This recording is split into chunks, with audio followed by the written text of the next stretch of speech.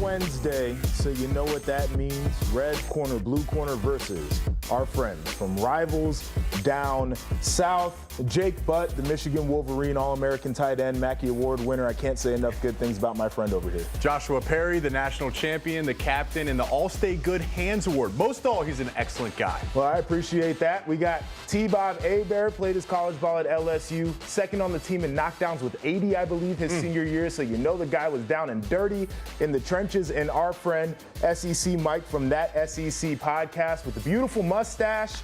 Everybody's here. Yeah. We want to bring in our people from YouTube. Make sure you get in that chat. We're going to run some of your comments during the show.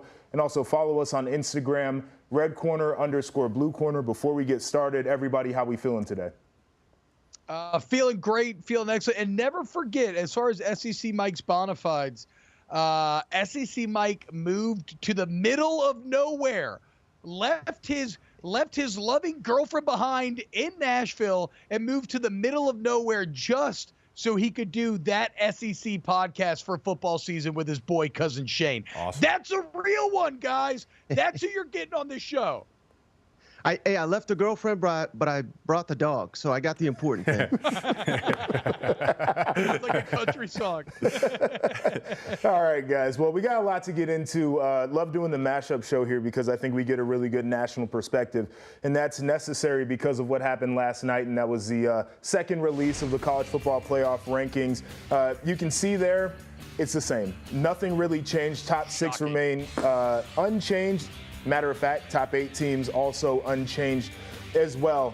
So let's look ahead to this weekend because we got some big matchups for Georgia and for Michigan specifically.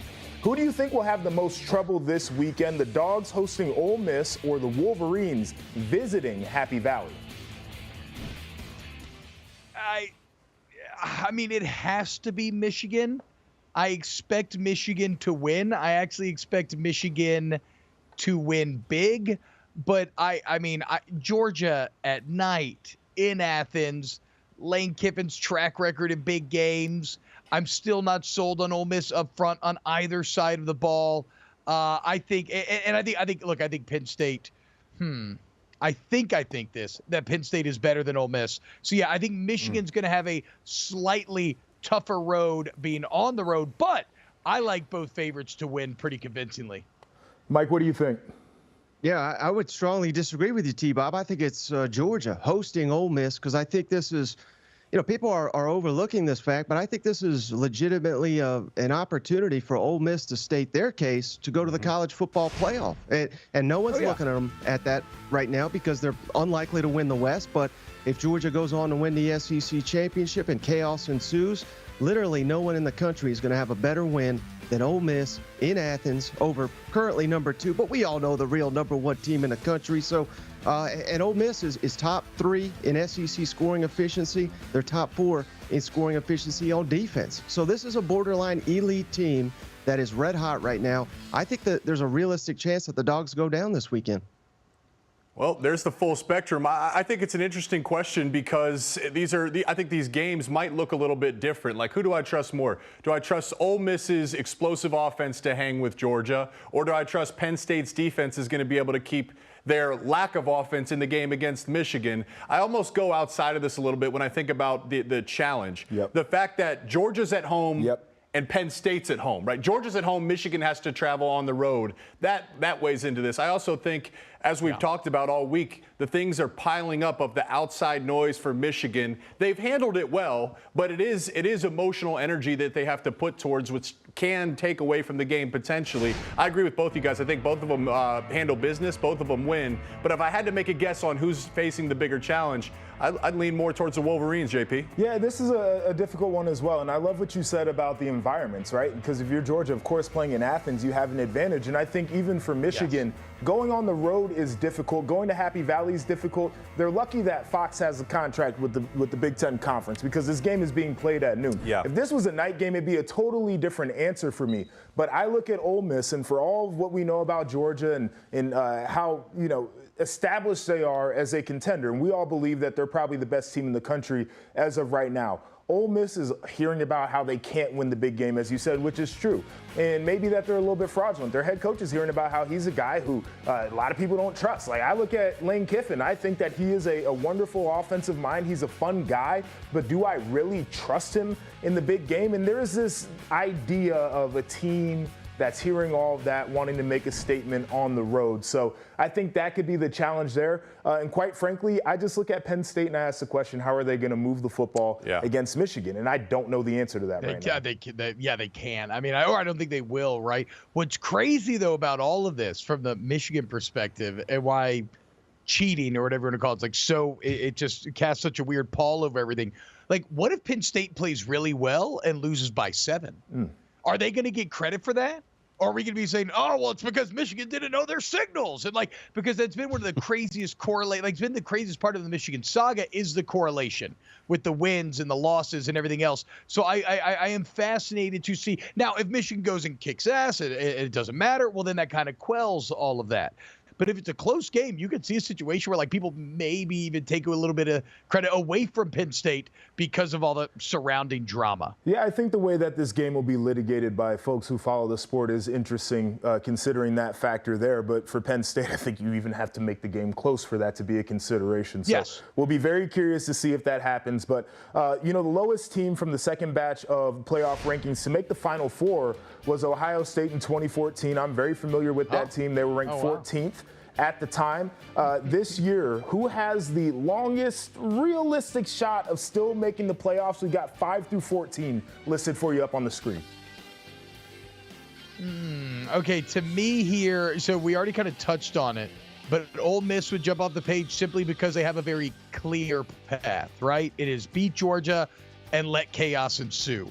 Does Alabama count as long odds? I mean, if Penn State wins this game, ESPN Analytics puts them at a 47% chance of making the playoffs. I know we talked about the other day. I don't think Penn State wins, but if they win, the path for them getting back in is relatively clear as well. So if you don't count Alabama, I would maybe actually go with the Nittany Lions. I'm going with Ole Miss. Same thing I said before. Everyone's discounting them this weekend against Georgia, and that would be one heck of a win. They have several other top wins. Don't forget Tulane, and I'm not saying they should get the playoff because they beat Tulane, but what you got to look at is how many top 25 playoff wins do you have, right? And I think people overlook the fact that Tulane's in there as well. So I think Ole Miss will have the resume if they could beat Georgia, and if Georgia goes on to win the SEC championship. Let me pitch you guys a realistic scenario. Let's just say the Pac-12 does what the Pac-12 does, which is eat each other alive. Okay, they just self-implode down the stretch. Okay, here's the next piece. Let's say Texas goes all the way and doesn't win the conference. Let's say Louisville, who's got a very favorable schedule, runs the table and then they win their conference. If there's complete mayhem down the stretch, Louisville sitting there with one loss, they will have a case to be made. They'll need some help, though. It was a case that I wanted to make is I think that for a team to just be able to win out, right, is a part of what's going on. And you mentioned favorable schedule for Louisville. Then if they win the ACC, it would likely be because they beat a team like Florida State, who has been in the top 4 of these rankings the whole time. Yep. So, they got to win over a playoff caliber team is the way that the committee would look at that thing. They would need the chaos elsewhere. But I think that there is a realistic chance that we could be looking up in Louisville, who's number 11 right now, as we're sitting, is a team that's like, hey, put us in there. We deserve it.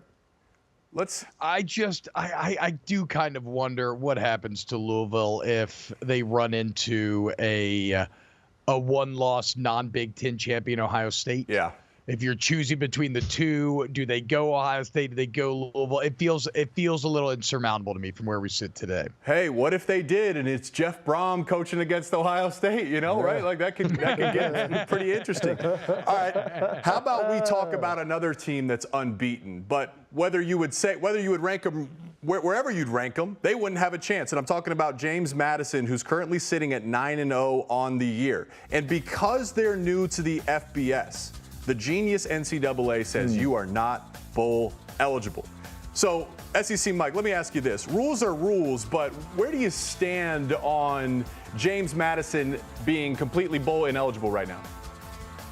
Well, another day goes, another reason the NCAA has no reason to exist. I mean, we need to do away with this and separate football, separate basketball, because these rules are foolishness and they serve no purpose. They essentially just run a basketball tournament, and I don't even think they do that well, to be honest with you. I mean, football is its own entity. This is a travesty. You let the team earn it on the field, and if this was a 12-team format like we're going to have next year, they would be in the field, and I think they would deserve that opportunity. And I don't think you can make a rational argument for why James Madison does not deserve an opportunity. T-Bob? There is no rational argument. This is just like the Tez Walker situation at UNC, and this is what is so incredibly frustrating about the NCAA as it exists currently. Is like, I thought this is why Charlie Baker was brought in, to be visionary, to be the leader in this time of extreme volatile change as we head into the 2024 gene of college football where everything is different. And yet it's like Charlie Baker's doubled down on all the dumb stuff, the technicalities, the minutia, these pointless rules that don't make logical sense yet hold players and teams out of eligibility, and they're still trying to fight against NIL. What the hell are we doing? The market has spoken. I do not understand at all. And it's like NCAA, it would just be such an easy PR win. Right. Let Tez play. Let James Madison play. And everybody's like, oh, good on the NCAA. Yeah, that's a correct decision. Like, it's just so, they're so far up their own ass, they can't see the sun anymore. And I thought Baker was going to change that. He just seems to have doubled down on it all. Yeah, the interesting thing is the idea that Charlie Baker was brought in to be a visionary. They picked a guy who was a politician to run one of the most bureaucratic organizations in America. Like, there was no shot to me that anything was going to change and that they were even going to do the responsible, intelligent thing when they had the opportunity to. And I know somebody personally who plays for James Madison right now, and I've spoken to him and his family, and they are up in arms because they feel like they are helpless in this situation. And they've done all that they can. They've won the football games. They have sent in the request for the waiver, and now they're waiting on somebody else to do what is the right thing. And they don't have faith that's going to happen. Like, this is what ruins the sport in some ways, is when you cannot believe in leadership. Yeah. Like, the people who are a part of the sport, your major stakeholders, are sitting there like, man, I don't know if the right thing is going to happen. That's when you're in a bad spot. All right, we got a quick comment we're going to get to from one of our viewers. But real quick, to me, when I think about this meeting should go really quickly. You could start with the end in mind and say, all right, why should James Madison not be eligible? The room would be silent. Then it'd be pretty easy to say, okay, let's move on. Let's go forward. So here's a comment from Baseball Man 1019. This is a classic battle, Big Ten versus SEC, but the rivals down south guys are coming with the facts. Guys, yeah, you guys are crushing. Go, Mike. Let's go. Hey, okay. there's a lot of show left. Man. We're going to make up some ground. All right. And with that in mind, we're going to head back to Big Ten country where Iowa is winning in kind of a historic fashion. Defense, special teams, and no offense at all. But here's the question. Do they have a counterpart in the SEC? We will debate that when we return right here on Stadium.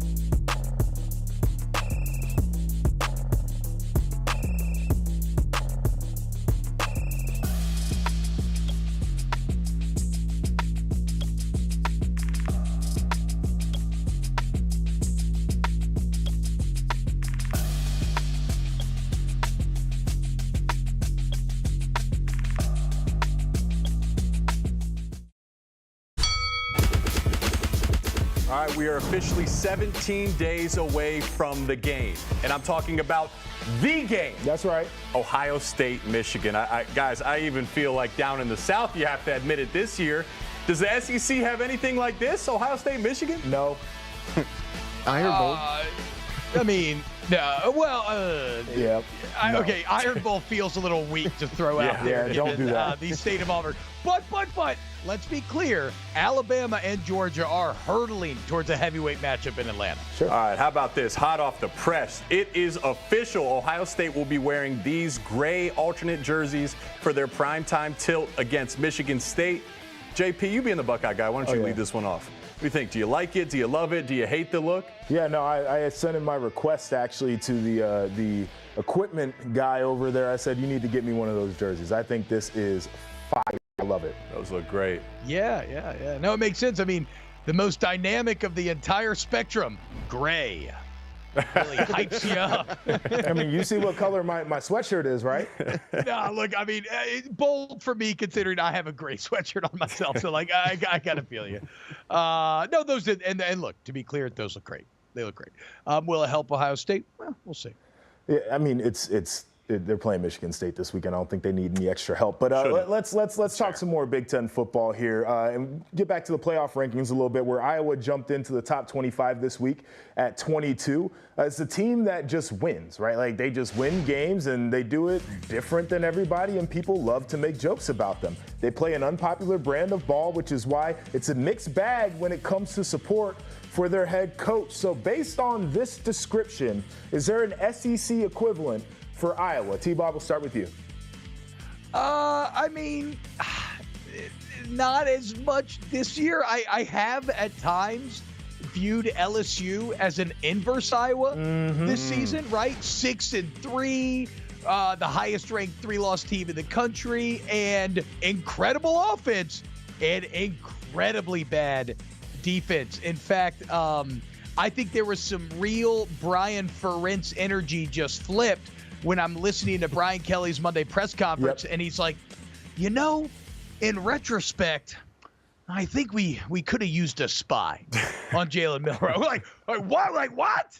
Like, I did like a spit take. I was like a cartoon. I spit coffee all over my screen. I'm like, what the hell are we talking about, guys? Every bit of analysis we did came with the core caveat that you would. So, yeah, I would say the closest thing you got is inverse Iowa, is LSU. Yeah. Mike? What about Kentucky? I mean, Mark Stoops, he's a son of Iowa. They play tough defense. They develop. Can't play a lick of defense. He's hiring his family.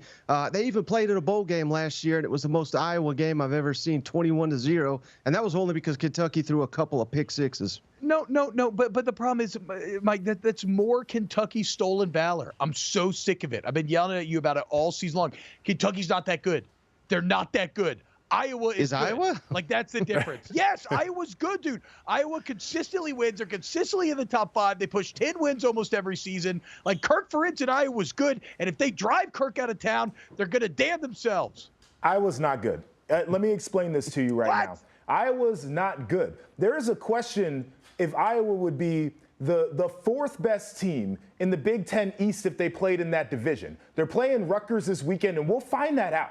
We will find out this weekend what Iowa would actually be in the East, because they lost to Penn State 31-0. That game was not even remotely close. I like the LSU comp there. I think that's a really fun one because I agree. Like, offense, ridiculous. Defense, I can't find it anywhere. So we'll end it on that. But coming up, we got some SEC guys with us, but how well do they really know their conference? We'll put the rivals down south guys to the test on the other side of this break. Stick around.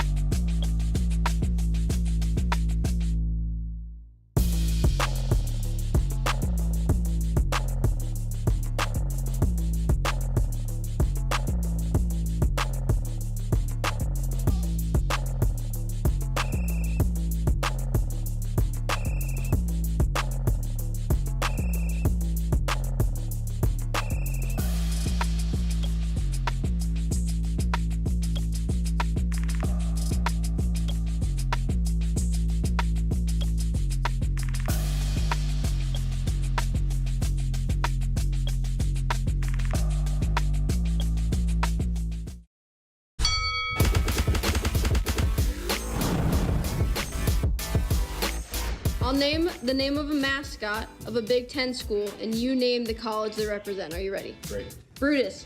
Ohio State. Correct. Bucky. Wisconsin. Herky.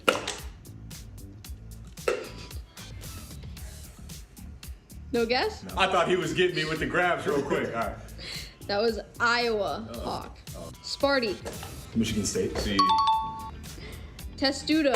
Oh, Maryland. Damn. Goldie. Oh. You got it. You don't have a guess? Minnesota. Herbie. Who is it? Herbie. Hoosiers. No. Nebraska. I Cornhusker. thought it was Little Red. Willie. I don't know. I've never heard of Willie before. Willie the Wolverine. Michigan. No.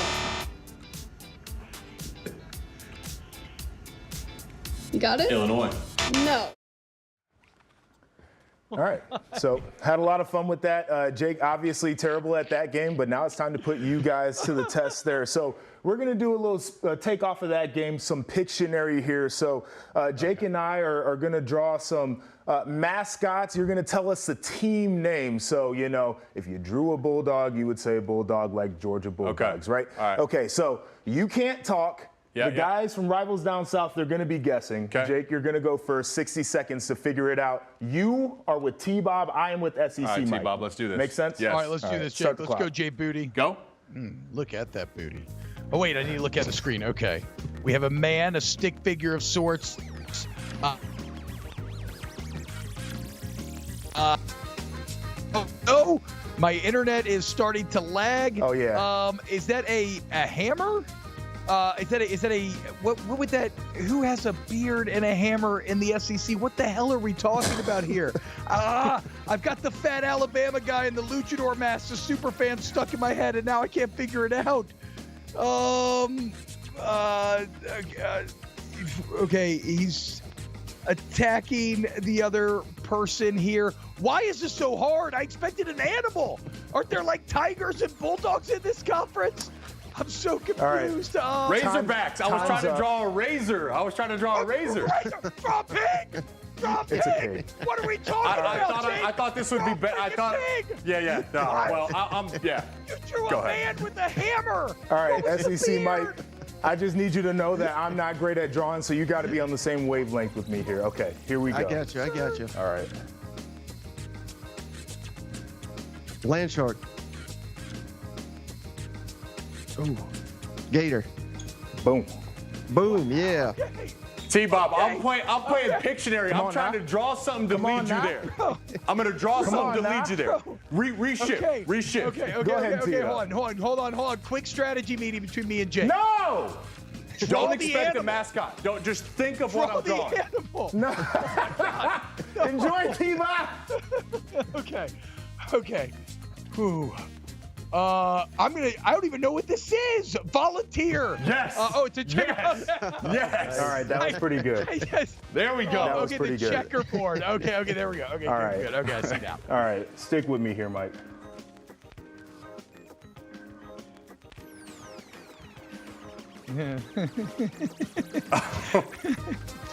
A gamecock. Boom. Wow. All right, T-Bob, we got this one. We Yeah. got this one. Yeah. That was the most abstract chicken I've ever seen. Drawing in my from life. memory. Ready? yeah, let's go. All right, here we go. Okay. Oh no, not another person. Okay. That hat is meaningful. I can't. Oh, okay. Wait, who would farmer? No, farmer. What would this be? Why is there a pitchfork? A wagon of sorts. I'm getting like very Amish vibes, but I guess they don't have cars, and that's a car. Man, roll tide, Alabama? Yeah. No, cars roll. What would the pitchfork be? We don't have any Sun Devils in here. I ain't talking about them Devils now. No, crap. Farmer is Aggies. Farmer is Aggies. Aggies farmer. God. Aggies. His old farm Dog. school. It's a dog. All right. Just draw. I thought I was gonna. I thought yeah. Mike, yeah. we got the worst one here, so this is all I got for you. Vanderbilt. Boom. That's a letter. No, Yeah, that the does not Commodores, count. that's right. Oh, That's not Yeah, gonna you count. see that? You see Draw that? both. Draw both. Nah, brother. Nah, that's a logo. What are you talking about? That's a logo. That looks like a Draw compliment. We LSU. kicked your behind. Disqualified. We win, T-Bob. Oh my we God. win. No, see, Yeah, don't do that. disqualified. Disqualified. What? Yeah. Kangaroo court. Hopefully I win. Order. I win something soon. Order in the court. What is going on my screen here? Order in the court. Okay, I think y'all can hear me. I don't know if you Yes. can see me for some reason. Welcome in here to Rivals Down South. Got a few topics to get here. We'll continue our college football power hour, and then we will. We got a lot to cover. Let's start with the Alabama Crimson Tide. Alabama's sitting pretty right now. And the question is, does anybody have it better than the Tide right now? Guys, this is something that was debated on last night's show. Should Alabama be the highest ranked one-loss team? Oh, this is an interesting question, right? Because I think people are still hanging on to the head-to-head between Texas and Alabama. A lot of people trying to tell us, the games have to matter, and I totally understand that. But if we can get ourselves to a point where we believe Alabama is clearly a better team than Texas, which I would like to say, I think the answer to that is no still, because of what Oregon has done this year. Now, the thing that I think about Alabama is they do have it the best in the SEC right now, because Georgia is in a spot where they're like, we can't lose, right? We can't take our first loss. Alabama said we already did that. So we're playing with a little bit more freedom than a team that's kind of got to be clinched up because they cannot lose at all. Yeah, in terms of who has it best, I mean, think about how we kind of started this show with the schedule ahead for Georgia, who they're playing. Michigan, the back half of their schedule is, heavily loaded, whereas Bama, like a lot of the workload is already behind them. They've put them in a position to now, run the table and have a matchup with Georgia to win the SEC. If at that point they are in, Jalen Milroe is finding his stride as a young quarterback, as you would expect from a young quarterback. When it comes to Texas, Alabama, I would say if all else are equal, they have the same record right now. I would lean towards the team that won because Texas went on the road and did it. So it's doubly important. Also, look, Texas, I take it with a grain of salt with Quinn Ewers' health as well with how they look. If all else is equal, I think the games have to matter. Even record, I go head to head. Do you think that Alabama's the same team that saw Texas in the second week of the season? No, I don't. All right. I don't. But I think that we have to factor that into this, because especially the fact that Texas did it on the road.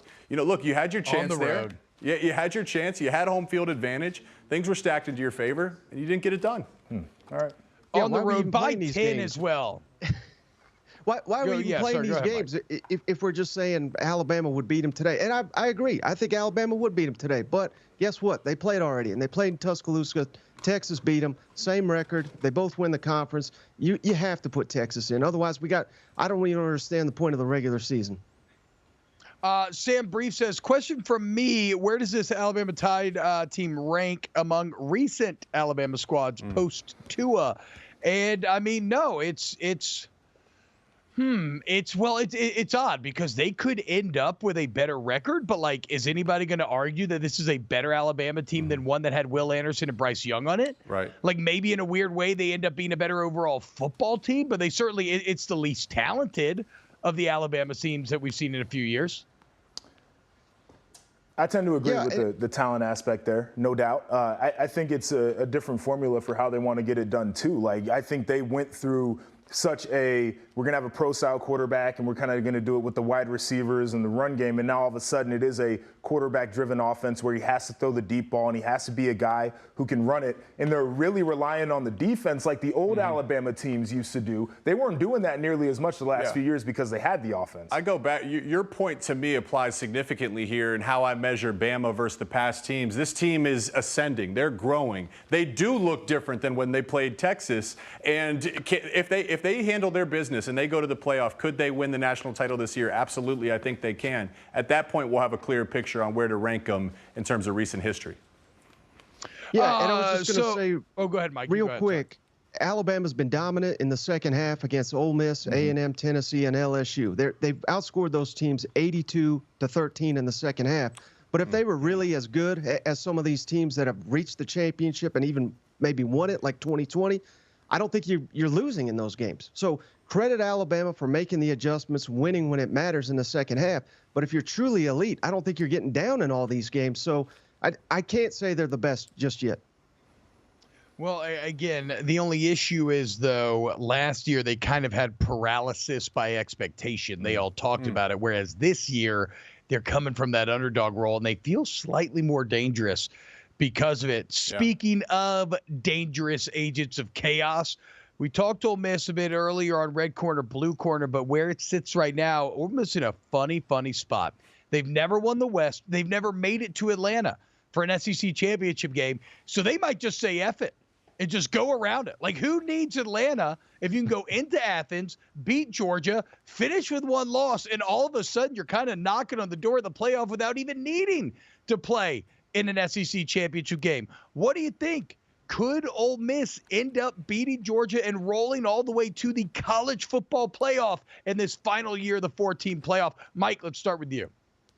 Yeah, and one thing I didn't mention on the other program is, yes, Ole Miss does not have the talent of Georgia. We get it. It's in a tougher environment. But here's the difference. This is why Lane Kiffin's been so successful, is that tempo. That tempo can help when you're going up against an elite team like a Georgia Bulldogs. And guess what? Kirby, he's got so much pride, he doesn't tell his players to fake injuries like a lot of these other teams do. So we're not going to be seeing that in Athens. That's a difference maker, and that's why I have a big belief that Ole Miss can go into Athens and steal that game Saturday night. Tempo is the great equalizer, Mike. That is really true, because I don't know, a lot of teams feel comfortable about matching the physicality of Georgia's front, so tempo can help them there. Can they make the playoff? That's the question. You would need the spirit of chaos, I think, to ripple far beyond just the SEC. What is chaos's spirit? Chaos's spirit? Absolute anarchy, madness. The Pac-12 is chaos, where they eat each other alive, right? Texas, you go, and then you drop a second game. That would put Ole Miss in a good position. So they're dependent on others, and if they do go on the road and beat Georgia this year, that's going to be one of the most impressive wins in college football. I think that's the thing that a lot of people are going to hang their hat on, is we're looking at a Georgia team that up to this point, I believe, 26 consecutive or whatever the number is, it's been ridiculous. We know that they're a well-constructed team, even with some of the losses that they had this offseason. Nobody's talking about it up in this region. They're probably talking about it down south. Carson Beck is playing some of the best football in America right now, the Georgia starting quarterback. And I think if you can get a win against a team like that, people are going to say, okay, this is a team who can certainly compete. Now all of the other things do have to happen. You have to get the chaos over there on the West Coast. Florida State is going to have to drop one, right? Like, Florida State's going to have to be a part of this, and they have a schedule that sets up for them to be able to run the table. So they're going to have to be out of character, and something bad's going to have to happen with them. But ultimately, I think the idea of, well, this was the only team in however long that's been able to beat Georgia, we probably should give them a chance in the playoff, will resonate with a lot of people. That's a great point. I think one thing that would need to happen, because Carson Beck probably isn't getting the credit that he deserves at this point in the season. So the best thing to do is get the pass rush after him. And Ole Miss probably, they have a pretty underrated pass rush. Give him something to think about. Give Beck something to think about early in the game. I value road wins highly. If you can go on the road and beat a good team, and that's part of why I like Texas's win on the road versus Bama, I weigh that a little bit higher than just a good win generally. If you can go on the road, that's impressive to me. I just got to see the killer instinct out of Beck and Georgia this weekend, because they throttle teams, they control them, but against the good, like at Mizzou last week, you never felt like they were going to lose, but they never stepped on the throat either. Right. Can they do it Saturday night in Athens? We'll see. One thing that we have seen a few times in recent memory, guys, is a conference, sneak two teams into the playoffs.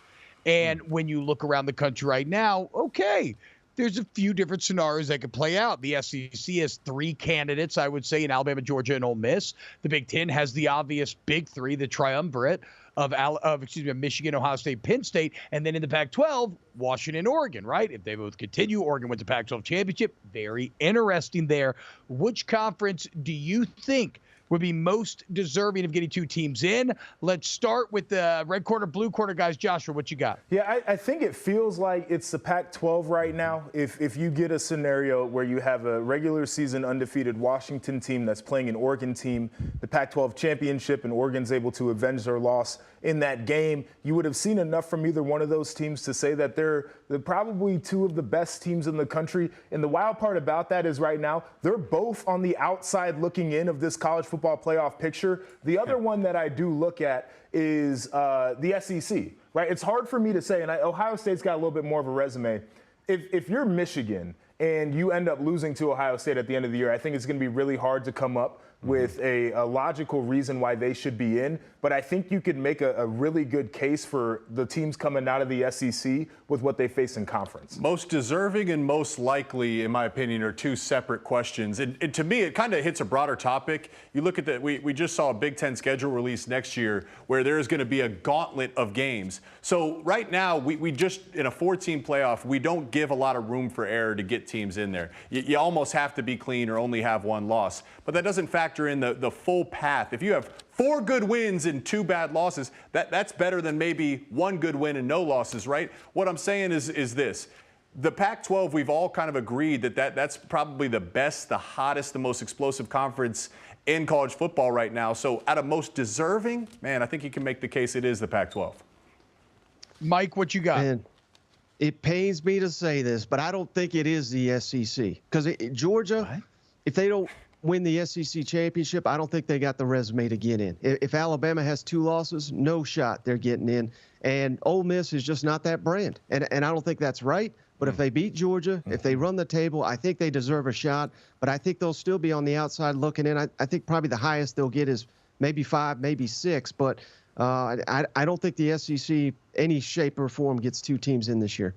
Ooh, see, now I'm going to disagree on the Georgia resume front. I think it is the SEC because if Georgia rattles off 3 ranked wins in a row against Mizzou, Ole Miss, and Tennessee, but then loses to Bama, it's actually a sneaky strong resume here by year's end. Jacob Lynch says, hot take, rankings don't matter till after the conference championship. They'll all play themselves out. I know, Jacob, but look, bro, we got TV shows to do, okay? Thank you. Shut up. Thank you, T. Stop it. Like, just keep that behind the curtain, my friend, okay? Like, we have to talk and argue and debate and stuff.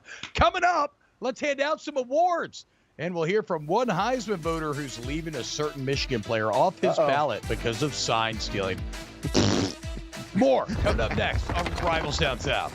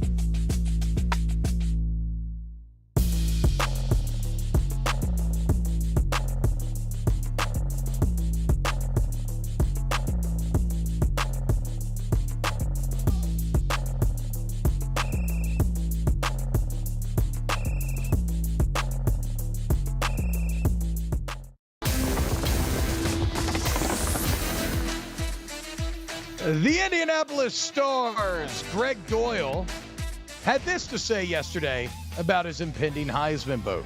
Quote, Michigan's J.J. McCarthy won't be on my Heisman ballot. Nope. It's not his fault that Jim Harbaugh and Connor Stallions broke the rules, but I can't vote McCarthy ahead of players whose coaches didn't cheat to call the perfect play time after time. If it sounds like I'm being flippant about this, you can probably already tell how I feel about this. But let's start with Jake, given his proximity to the situation. Jake, what are your thoughts when you see this tweet from Greg Doyle? You know, it sucks because I knew this would happen, right? I think many people have agreed, let's separate the players from this. Like, you know, these are good guys. Like, most likely a lot of players didn't know. Let's separate them. But I knew some of this would bleed over. If you have a Heisman vote, you have to have some type of logic. You know, you have to have a process of which you go through. And I think about this. Okay, you know, did the players know the plays? Did they get an advantage of this? What is the modern college offense, right? It's the fake snap. They look to the sideline. It's look at me, right? So the offensive coordinator is giving you the best play call based on the pre-snap look for most quarterbacks across college football anyways. That's one part. The second part is the film tells us that JJ is playing at times at a Heisman type level. He hasn't met the big challenge or the big win or the Heisman moment yet. He's got some ground to make up for, but some of the throws JJ's make are Heisman type throws. He's just waited to do it against a better opponent. I just think it's a little bit of a ridiculous take by Greg's part. Yeah, I struggle with this because it's what you said at the beginning of, I think we should not put the players in the middle of this. Like, as often as we talk about this, I think we should be careful about how we talk about it in relation to players. And so for me, I think if I'm somebody who has a vote for this, and I talked with one of our producers who's a big Michigan fan, I said, I don't think voters should take that approach to it. Like, do we believe that this could have changed the game? Yes. Like, is it much easier for a quarterback probably to make a right read if you have a perfect play call against a certain defense? I'm sure it is. A lot of guys can't do it. A lot of guys can't place the ball the way JJ's been placing the ball. A lot of guys aren't ripping it the way he's ripping it right now. Like, that's the thing that frustrates me the most. And I want to see it against better competition. So if you told me that's the reason why you couldn't do it right now, I'm totally fine with that. But the idea that JJ did not make the throws that he has made this year is what frustrates me. He is a completely different player than he was a year ago. And he's playing at a level that is ridiculous. This is a stat from Pro Football Focus. 92% of the passes that he makes from outside the pocket, he completes. You show me somebody else who's doing that right now. That's the issue with this logic. Do you think Greg should have to rethink? Let's say JJ throws for 400 yards and 3 touchdowns, no interceptions this weekend, maybe runs for 1, and then does it against Ohio State. You know, Greg seems he's going to have to delete the tweet, except for we got the screenshots. I can almost picture Greg Doyle on his high horse, sniffing his own farts as he typed this message. I mean, I sent some bad tweets, Steve-Bob, but this is the worst I've ever seen. No, it's like that episode of South Park where all the people in San Francisco are just spouting flatulence and leaning over and smelling it. I mean, that is Greg Doyle. It's him. It's the NCAA. It's the Pro Baseball Hall of Fame. Yeah. They've all lost sight of the sun. They're so far up themselves. And, yeah, everybody steals signs. Guess what? Michigan might still steal the signs within the game, and we're not going to punish him for that. So, no, get the hell out of here. Can't wait to watch McCarthy this weekend, though. Boys, if we had to choose Heisman's right now, you look at the odds. Penix Jr. is now taking the lead, plus 140. Bo Nix, Nipkin at his heels at 180. Jordan Travis, plus 800. Beck, plus 12. And then JJ and Jaden Daniels at plus 1,600. Boys, predicts who wins the Heisman. Let's reverse it. SEC Mike, you start.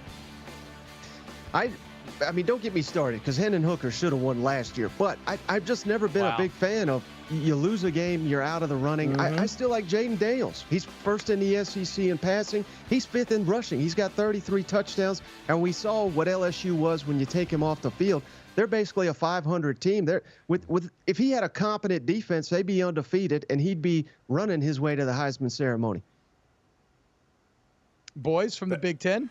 Mike, that's a great point. I think a lot of us would agree with that. I agree with it. But we, unfortunately, I understand that that's just not the way things work. And it is unfortunate because he makes some great points. The defense isn't his fault. It's got nothing to do. He's doing his part. In fact, the defense has provided him a great opportunity to be as explosive. If I had to pick who the Heisman winner is, it's probably going to come down to the Pac-12 champion because at some level, how we got here is a Heisman Award has to do with your team's success. Yeah.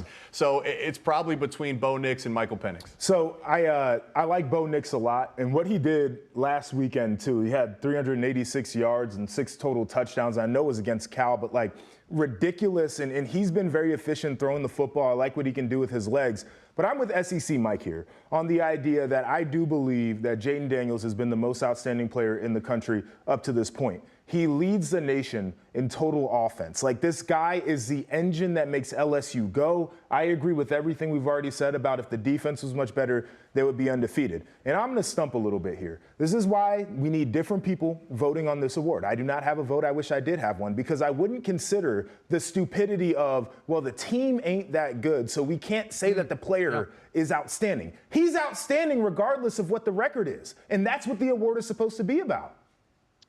I do think I like, if I'm a gambler, I don't hate a play on Daniels here. Now I think Penix, I understand why he's a favorite. That'd probably be my pick if I was just being purely logical and everything. But like, if Jaden finishes strong here, I kind of feel like a lot of people came out the other side of the Alabama game being like, they didn't win, but like, this dude's pretty awesome. So if they finish undefeated, 9-3, and he does the thing that he's been doing all year, like 400 total yards, 4 to 5 touchdowns over these last 3 games, I think he's still got an outside shot. I think he'll at least end up in New York, but time will tell. Can't wait to watch the final push here during turkey season. We ourselves are into our own final push, and it's time for everybody's favorite game on the other side of this break. A little Would You Rather Wednesday. Keep it locked right here on Stadium.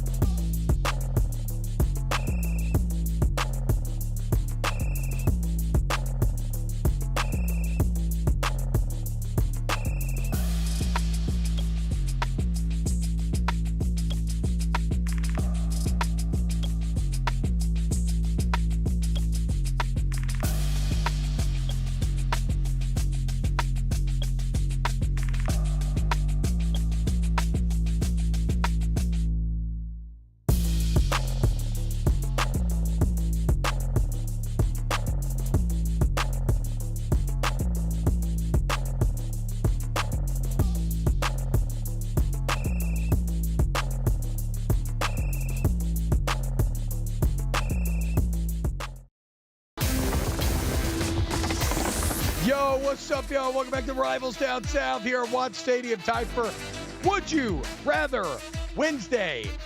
Both coaches have big games coming up this weekend, boys. Starting with you, Jake. Would you rather trust James Franklin or Lane Kiffin to win a big game? Oh my gosh!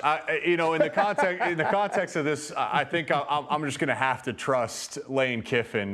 Maybe the offense can have some fireworks and get this done. I've seen it with my own two eyes. I've played against it. It just feels like James Franklin is. I mean, we saw it earlier this year against Ohio State. I need to have a reason to trust you. Can't trust. I'll trust the guy who gets fired on the tarmac. That's a bold choice from you. You left me with no choice. Of course, the guy that's like 3-16 against top 10 teams. Left me with no choice. I'm just saying. This is a choice of bad and bad. Here we go, Joshua. Oh boy. Would you rather have Iowa's offense or LSU's defense? Oh no, Iowa's offense. The one thing that I'm not going to allow is a bad defense. I promise you that. As a guy who played linebacker, is the one thing in life that I am not going to be known for is a defense who cannot get stops. Is a defense who lets that ball go over our head. Absolutely not. No shot. Wow. Okay, SEC Mike, would you rather hit the club with Jim Harbaugh or Nick Saban? Well, I think Nick Saban's been hitting the club. If you look at that red eye he's got there, he's been doing something crazy. So Jim Harbaugh, he's over there drinking milk, wearing khakis. Give me Saban all day. I mean, all day Saban. Harbaugh's just making people uncomfortable at the bar. And also, I just read today that a motor group that Nick Saban owns bought $700 million worth of Mercedes dealerships. Wow. Like, you're going to be in the VIP. Would you rather, boys, everybody answer, would you rather smoke a joint with Ryan Day or Brian Kelly? SEC Mike, you start. Give me Brian Kelly, because I think he'd tell me some fun stories about how he hates Marcus Freeman. Yeah, look, Ryan Day to me is a Lego man. He's a placeholder. I've never heard anything from him except when he yelled at Lou Holtz. Seems terribly boring. I'd be blowing down with Brian Kelly all day, Joshua. Yeah, I'm going to say Ryan Day here because Brian Kelly is one thing I'm not going to do is get yelled at by another grown man with his face all red. So I'm going with Ryan Day. I'm going with Ryan Day strictly because I'd be worried that Brian Kelly would start doing those dances that we saw him do with recruits, and that would make me really uncomfortable. All right, that'll do it for here. Rivals Down South. We'll see you tomorrow. Thank you, boys.